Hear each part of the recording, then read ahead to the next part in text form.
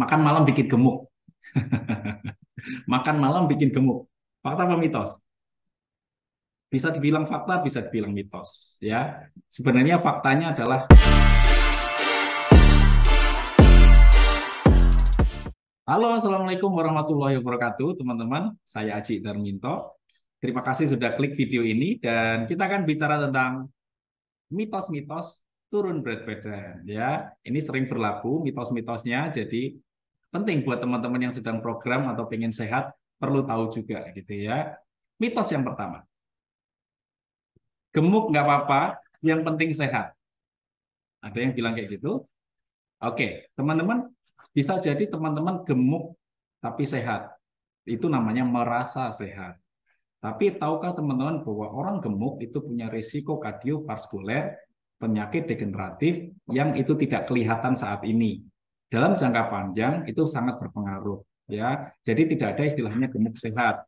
Karena risiko itu semakin lama semakin tinggi terhadap stroke, kanker, serangan jantung, diabetes. Kalau benar-benar teman-teman ada yang merasa aku gesit kok, aku nggak ada masalah dengan kesehatan gitu ya, silakan cek lab, ya silakan cek lab. Apakah betul-betul sehat dalam kondisi itu? Satu, cek lab. Yang kedua, cek stamina. Ketika cek stamina menurun, mudah ngos-ngosan, mudah gampang capek, itu salah satu tanda di mana kesehatan kita sedang menurun. Dan hati-hati di situ, obesitas bukan menjadi sehat, tapi menjadi satu ancaman. Betul ya? Ya, itu mitos. Jadi merasa sehat. Mitos yang kedua adalah air es bikin gemuk. Itu mitos ya, jelas-jelas mitos. Yang bikin gemuk adalah air es manis, air es sirup, air es teh manis, air es dicampur dengan gula, kasih cendol.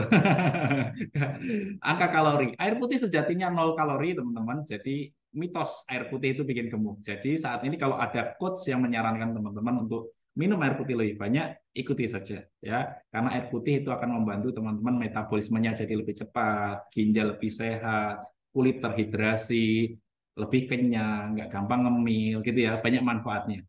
So kalau hari ini teman-teman air putih masih takut yang dingin, ya nggak ada masalah. Misalnya ada flu gitu ya, teman-teman boleh pakai air hangat atau air biasa, it's no problem gitu ya. Jadi air putih, air es bikin gemuk itu mitos. Yang ketiga, makan malam bikin gemuk. Makan malam bikin gemuk. Fakta apa mitos?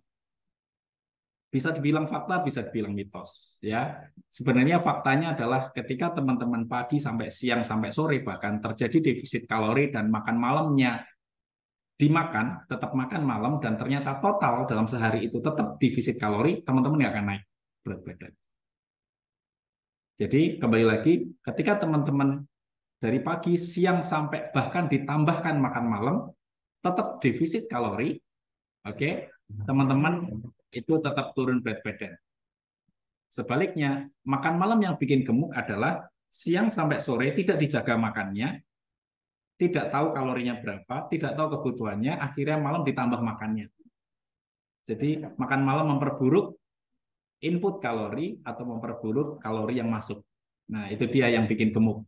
Jadi kalau hari ini teman-teman puasa siang sampai sore gitu ya, tidak ada kemil, tidak ada ngemil gitu ya, makan malam ini it's okay saja, nggak ada masalah gitu ya. Tapi kalau sudah siang sore makan, kemudian malam makan ya itu bikin gemuk. Yang berikutnya, nasi biang keladi gemuk. Nggak mau makan nasi ah lagi diet, kenapa? Takut gemuk gitu ya. Nah, bisa ya bisa tidak, bisa ya bisa tidak. Nasi yang bikin gemuk adalah nasi yang berlebih-lebihan sehingga dia memproduksi gula. Gula ini sumber kalori, gula ini mudah disimpan menjadi lemak. Betul, nasi bikin gemuk jika dikonsumsi berlebihan. Tapi jika dikonsumsi dalam jumlah tertentu, takaran tertentu, itu akan membantu tenaga kita karena nasi sumber karbohidrat. Ya, kepalan teman-teman itu adalah ukuran makan nasinya teman-teman dalam satu porsi, gitu ya. Itu porsi wajar. Kalau berlebih-lebihan akan jadi timbunan kalori bahkan timbunan lemak, betul. Tapi kalau misalnya dalam kondisi wajar itu hoax ya, mitos. Jadi teman-teman harus pandai-pandai mengolah jumlah makanannya, jenis makanannya. Oke. Yang berikutnya olahraga. satu-satunya cara turun berat badan. Ya, jadi orang biasanya berprinsip kalau gemuk nanti aku olahraga pasti turun. Ya, bisa jadi, bisa ya, bisa tidak. Kok bisa? Ya, karena sebenarnya olahraga itu akan sangat berpengaruh ketika teman-teman turun berat badan jika diiringi dengan diet rendah kalori. Teman-teman ikut workout nih, ngencengin apa ngecilin perut, wah sit up gitu ya. Nanti aku langsing gitu. Iya, mungkin. Tetapi apa namanya? Akan sangat sulit gitu ya kalau makanannya nggak dijaga. Ikut sepedaan, wah sepedaan berkilo-kilometer, naik gunung dan sebagainya, rame-rame, habis itu makan. Nah, kapan jadinya turun berat badan? Makanya di sini yang teman-teman yang bikin gelisah adalah saya sudah olahraga, saya setiap minggu Zumba, saya setiap hari Sabtu Minggu goes jauh, gobios gitu ya, tapi nggak turun berat badan. Saya senam, senamnya berkeringat, tapi nggak turun berat badan. Iya, karena inputannya.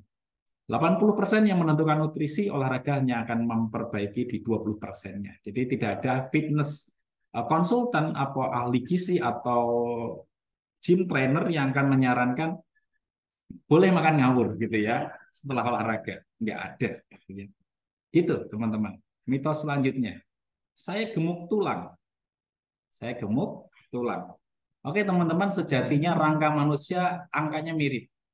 Lebarnya, ukurannya, panjangnya, dan sebagainya gitu ya. Jadi sebenarnya gemuk tulang itu tidak ada, gitu ya. Gemuk tulang tidak. Mungkin size tulangnya agak besar sedikit aja, tapi nggak mungkin size tulang itu memenuhi badan kita semuanya, ya. Jelas-jelas yang size-nya akan sama di kerangka. Teman-teman boleh cek dengan rongsen, gitu ya. Bahwa sebenarnya yang bikin gemuk, bikin tebelnya kita adalah lemak, gitu ya. Jadi timbunan lemak ini akan memperburuk bentuk badan kita, bukan kondisi tulangnya. Jadi kalau hari ini teman-teman merasa pegang-pegang kok ada tulangnya, ini yang bikin gemuk, enggak lah, enggak seberapa tulang itu. Jadi yang bikin gemuk lagi-lagi di kalori, sorry, di lemak. Nah, teori tentang kalori, tentang prinsip-prinsip turun berat badan sudah saya sampaikan di video sebelumnya. Silahkan cek prinsip prinsip dasar turun berat badan yang perlu wajib teman-teman tahu. Di situ akan dikupas bagaimana kenapa sih bisa turun berat badan. Ya, so itu tadi mitos yang sangat sering kita dengar hari ini. Dan saya yakin teman-teman tidak mudah terpengaruh dengan isu gitu ya, ikut-ikutan dan sebagainya, tapi gali informasi lebih dalam, cari apa namanya ilmunya. Kalau perlu turun berat badan dibantu coach, bisa kontak kami di diatenak.com atau klik di link deskripsi ya supaya teman-teman terbantu turun berat badan lebih sukses. Oke. Terima kasih dari saya. Jangan lupa subscribe, like dan komennya. Saya sangat butuh itu untuk mensupport ya untuk membuat konten-konten berikutnya dan semoga ini bermanfaat. Bagikan video ini supaya banyak orang lain juga mendapatkan manfaat dari apa yang teman-teman tahu hari ini. Terima kasih. Saya Haji Darminto. See you next video. Assalamualaikum warahmatullahi wabarakatuh.